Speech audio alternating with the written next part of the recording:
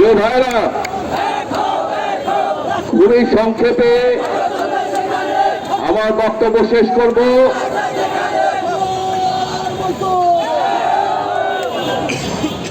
ওবায়দুল কাদের সাহেব সব সময় বলেন খেলা হবে। খেলা শুরু করেছিলেন, কিন্তু খেলা শুরুর 1 মিনিটের মধ্যেই খেলা শেষ।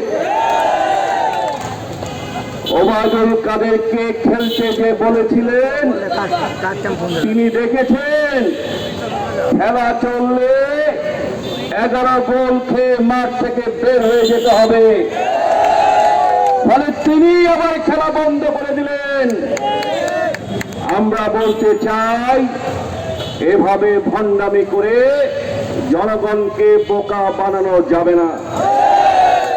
ওবায়দুল কাদের এমন কেউ না, রাষ্ট্রের প্রধানের অনুমতি ছাড়া ঢাকা শহরে রিকশা বন্ধ করে দেওয়ার মতো কোন ক্ষমতা ওবায়দুল কাদেরের নাই।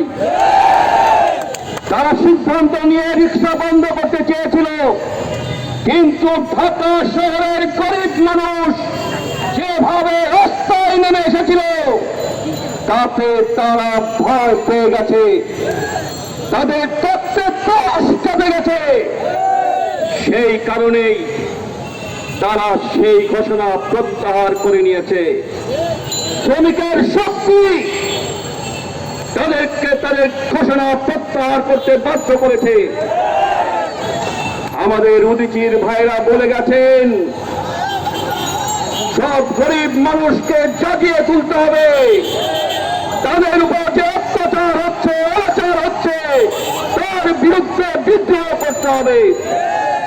আমাদের এখনকার দাবি, আমাদের রিকশা লাইসেন্স দিতে হবে। আমাদের এখনকার দাবি, আমাদের ড্রাইভারদের লাইসেন্স দিতে হবে। আমাদের এখনকার দাবি, আমাদের যে বন্ধুদেরকে গ্রেফতার করা হয়েছে অবিলম্বে তাদেরকে মুক্তি দিতে হবে।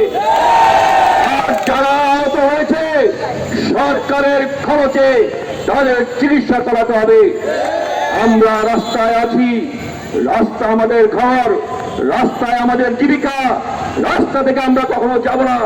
আবার জুড়ে আঘাত আছে, রাজপথ দখল করে এই সরকারকে উৎখাত করে ছাড়বো।